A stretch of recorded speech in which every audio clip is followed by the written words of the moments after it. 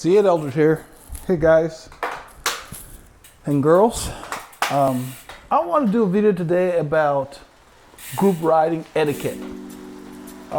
Whether you've been riding for a while or whether you're a new rider, a lot of riders are very uncomfortable about riding in a group. You know, they may not be used to what's expected, how close to follow the wheel or whatever. So I want to cover the basic group riding rules. First thing is, if you're riding down the road and a few riders come by that you don't know, and let's say maybe 2 or 3 riders or whatever, it's kind of nice if you want to get on their wheel or join the group, say something. You know, let them know, hey guys, can I hook up with you? Can I hook on with you? I have never come across any group that has said no. It's a courtesy, it's nice to do, even if there's one rider. Let them know you're getting on the wheel. Now, if it's a large group, then there's no need, but getting on the back, observe what they're doing. Don't just jump in there and start messing around. Stay with them for a little while, a few miles, and see what they're doing. And then if you want to get in a rotation, that's fine if you can handle the pace. If you can't handle the pace, hang on the back. Don't get in the middle and leave gaps, because then those guys have to work to close those gaps. If you're in the group and it's just too hard, pull off out of the line before you get a big gap and wave the other riders up. Let them know you're pulling off. Because 2 things.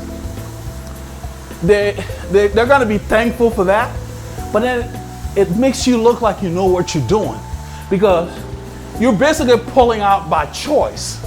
You know, you're not waiting till you're dead. You're like, you know, I'm not going to hold this pace, and they end up looking at you like, yeah, this person is courteous and they know what they're doing. But if you just stay there and let the gap open, most of the experienced rider will come around you anyway and close that gap. But then what's the point? Because the whole point of riding in the group is to draft. If this group is just going too fast, let them go. Don't even bother getting in the rotation. But if you do find a group that's holding a pace where you're in there, it's comfortable, you can take pulls, observe what they're doing, observe how long they're pulling, and then you roll through and try to do what everybody's doing, you know? Because what you want to do is get a feel for what they're doing before you start doing stuff, you know? And if people are sprinting and you want to go with them, that's fine, that's up to you. But it's always good to check out the group first by sitting in and observing, and not just going in there and start changing the pace and doing all kinds of stuff. Because first of all, you don't know this group, you just hooked up with them, you don't know what their goal is for that day or what they're doing. Now, no big deal if you go hard and you off the front. They may decide to close up to you and do that speed. It's not the end of the world, but I just have never thought that it's cool when you just hook up with a group to start changing what they may be doing. Get a feel for what they're doing first and just kind of let yourself fit in. And before you know it, they might invite you, let you know where they're starting their rides, and invite you to join. Then once you get comfortable with them and you know what they're doing, and you, especially if you get to know their routes and all of that, and their intent, then you can mix it up. So when you join a group newly, just follow along. Find out who the strong guys are. Follow them, do what they do. You know, if they're attacking, you want to go with them, that's fine. But until you get to know the rules and the ins and outs of that group, hold yourself back. Even if the pace is tolerable for you. The next thing I wanted to cover is a group I ride with. And we got a bunch of guys this is the one I ride with on Saturday now from time to time. I mix it up. I ride with a bike barn sometimes, and then I ride with another group in our area. But we got a few guys who will be riding down the road. It's probably happened to you. They're riding down the road, you're behind them, and then you hear, "Ho!" I mean, they're yelling. I'm not going to yell. I mean, at the top of their lungs, "Ho!" And I'm like, what hits my mind, and you may have experienced the same thing, is, Okay, where's the hole? By then you've already hit the hole. You know, makes no sense. So what you want to do when you're riding and you see an obstacle, first of all, if you're in front and you're leading the group, you're the eyes and ears in the front. Ride away from the obstacle and point to the obstacle. So if the hole is on this side, whatever it may be, hole, debris, whatever, point to it. When you point to it, it's more effective because even if you don't point or you just do your hand like that, everybody following you immediately know there's something there. They don't have to see it. They would just they would naturally steer away from what you're pointing to. Plus, you will not be riding directly into it. What made me decide to do this video was Saturday, this gone Saturday, I was riding with the other group that I ride with on Saturday, and I was like 5th or 6th wheel. I happen to know the route really well. I train on it often, so I'm familiar with some of the holes and obstacles that develop. You know, we have a lot of rain, you know, concrete washes away here and there. But the guy at the front at the time, intentionally, he's riding so hard, and that's another thing I will cover in a short while. But anyway, he's riding so out of his range that he might as well be blindfolded. Rode the group straight into a hole that he saw at the last minute and then swerved.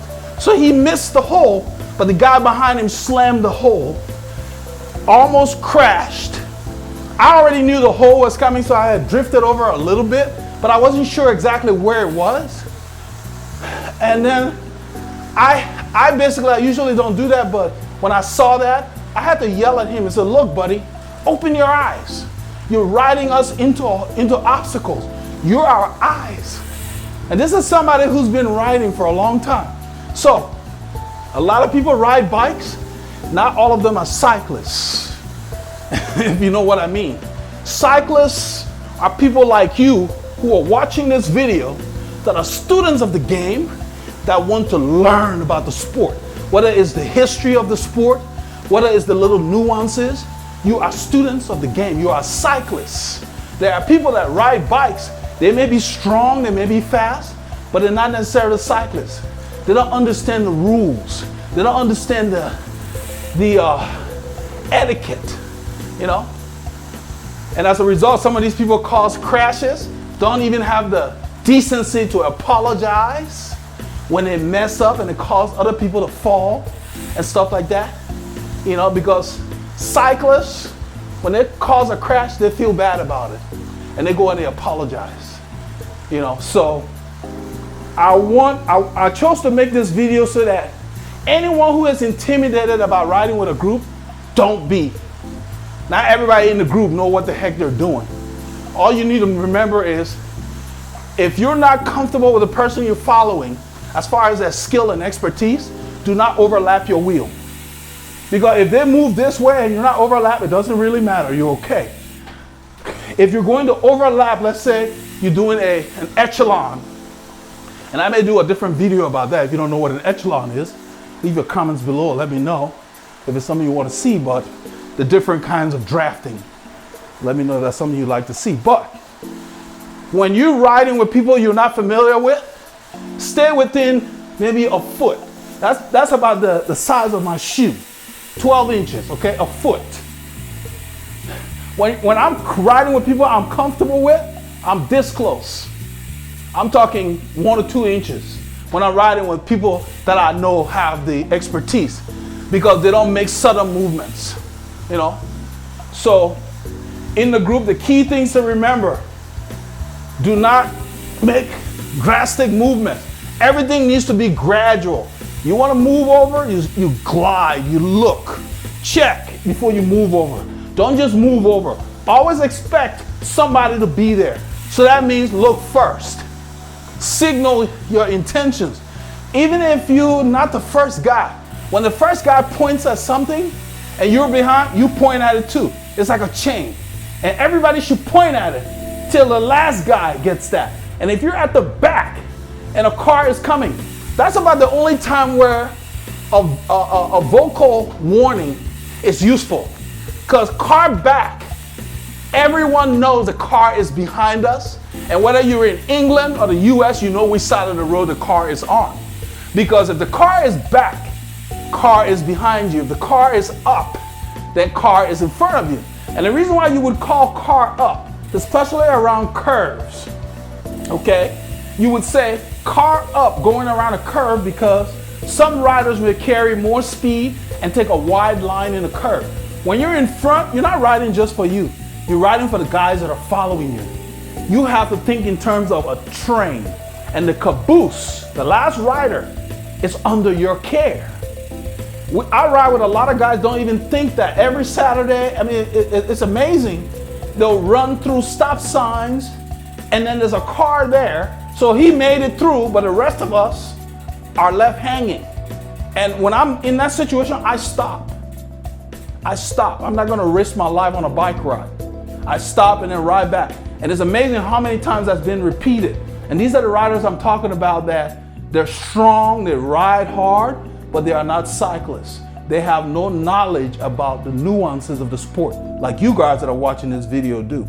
And that's the biggest difference. So don't be intimidated because somebody's fast. They may not have educated themselves about the nuances of our sport. So you're at the front, whether you're there for 10 seconds or 10 minutes, you're riding for the last guy in the group. You need to communicate your intentions timely. If you're going to stop at a stop sign, you say stopping. You use your hand signal, and it will get passed on by the other riders. And the reason you do that is we're following each other at 20, 22, 23 miles an hour. We're right close to each other. If you suddenly do something, we have the laws of physics. We have no room to stop. That's why you got to warn. You got to look at it, and you got to think about that last guy. And this group I've been riding with, I'm torn between whether I'm going to continue riding with them. I've already decreased the amount of days the Saturdays I ride with them. I cut it in half already. They've caused a lot of crashes because of carelessness, and they're not even aware of the mistakes that they've made. And I'm pointing this out so that you understand that when you ride with a group, there's a lot of responsibility. Most wrecks happens in a group. When you're by yourself, you're the only guy. You're worried about potholes, dogs, or cars. I mean, you know what cars are gonna do. But when you're with other cyclists, the chances increase of you having crashes. But then we have a tendency to get more complacent because there's a lot of us on the road. And it's the opposite. You need to be even more careful in the group than when you're solo, because other people's mistakes directly affect you. And the goal is to get a workout, not to end up injuring yourself or other people. Nothing is worse than crashing. Crashing sucks, but it sucks even more when you cause it. And so if you do cause it and you understand why it happened and you correct it, you're ahead of the game. And then you go and you apologize to that person. This is what I'm talking about. The group I ride with, they have no idea. There is no desire to come and improve and make changes. And so they're going to continue to have the same mistakes happen over and over. So just remember, you get in a group, don't be yelling hole. How the heck am I supposed to know where the hole is? Just make sure that if you're at the front, don't ride the group into an obstacle. Ride away from the obstacle and point to the obstacle. Because we're following you. And I may not be directly behind your wheel. I may be on the left of your wheel, depending on where the wind's coming from. I may be on the right of your wheel. So you don't know whether I'm directly behind you. So if that hole is here and you're gonna go skin by the hole, then you're not thinking about me. And I think that's pretty inconsiderate. So when you're in the group and you're at the back, you think about the people in front. When you're at the front, you think about the people in the back. It's a chain. You point. I mean, on the Sunday ride is night and day from my Saturday ride when I occasionally hook up with this group I'm talking about. The guys on Sunday, there are no words. You see a little flick, you see that. I mean, it is so cool. So we're going down. Whereas the other group, we're going down the road and everybody's screaming at the top of the lungs for everything. Car, there! You know, somebody's pulling out of the driveway, they're screaming. A car pulls out of the driveway and stops at the corner. You don't need to scream. If you're worried about that car pulling out, move over in the lane. So all of us have more room. I mean, they end up screaming at everything. We look like a bunch of rookies. And after a while, I'm like, on some of the rides, I just take a shorter route and ride by myself. End up looking like they don't know what the heck they're doing. So keep that in mind. early Saturday morning, nobody wants you screaming around, you riding by the house in the neighborhood. So you don't need to be, other than car back, car up, because when you scream, it should be like an emergency where a signal wouldn't work. Because all we hear is a scream. Unless I'm close to you in the group, I just hear a noise and I hear a scream. So my intent is something's wrong. So don't startle people. In fact, when I'm riding and there's a car back and I'm behind, I don't say, car back. I don't do that. I say, car back. The guy in front of me needs to say, car back, and it goes through the group. We don't need to be yelling. It's only for us. So just remember that. Say car back, or car back, car up. Just enough. If you go through, you get to the stop sign, you're first, and it's clear, all I do is I say, good. Good, it's just simple, good. Or I do this. We don't need to be yelling and doing all that stuff. So it's not rocket science, it's just a matter of thinking about the people you ride with and give enough warning so that you reduce the chances of surprises. We were riding 3 weeks ago, tight, going hard, and there's a part of the ride where a subdivision road hits a major artery, and the shoulder on that major artery at that corner is very narrow, so you got to get on the actual lane before you can use the shoulder, because then right after that it gets wider. So at that corner we always check for cars because we might have to stop. You can't just, the shoulder's not big enough. And the guy at the front waited to the last minute to say he was stopping. And I was behind him, and knowing that somebody was behind me, when he stopped right at the curb, because we're turning right, he stopped right at the curb, there was a little bit of space between him and the curb. So I was on my brakes, slowing down, and I continued, and I just took my front wheel and slid it between his back wheel and the curb, inching enough forward. So the guy behind me ended up hitting his front wheel on my shoe. And later on, he told me, he said, man, if you had not moved that little extra, I would have fallen down. And then I told him, I said, he saw what I did because it was behind me. And I said, I did that because I knew that the warning was late. And it was just a matter of somebody just being careless and inconsiderate, because we've ridden that route, we ride it frequently. They just do the same mistakes every week. And at this point, I've decreased the number of times I ride with them, and eventually I will just phase it out completely because they're not improving, they're not learning anything new. The route is boring, it's not as challenging because they will not try anything different. They're not looking for challenges, and I need challenges. And so I wanted to just put that in because I don't want you to be intimidated about riding with a group. Feel free to talk to the more experienced riders, get their advice. Anything you don't understand, they will tell you. Watch what they do. Watch how they warn. Watch the fact that when they do something timely, it keeps the group going smooth. The idea is to keep the group going smooth. You don't want herky-jerky, sudden movement and all of that. That's the whole thing. So I will do another video about how you pull through on a group. I don't know if I want to throw that in. There's so many more variations, but I need you guys to comment on this video and let me know if you want to see a video that talks about drafting in the group and the different kinds of drafting that's out there, different kinds of like echelon directly behind to the side for the win, and how you actually pull through in a group, how you're supposed to work in a group. Because this video I'm focusing more on warnings in a group, how to give group warning or warnings when you're cycling in a group. That's what this video is about, because I don't want to cover everything in here. The video will be too long. Okay, so be safe on the roads and keep riding, because it's more fun to ride in a group. You definitely cover more ground in a group than by yourself. So be safe on the roads, and thanks for tuning in.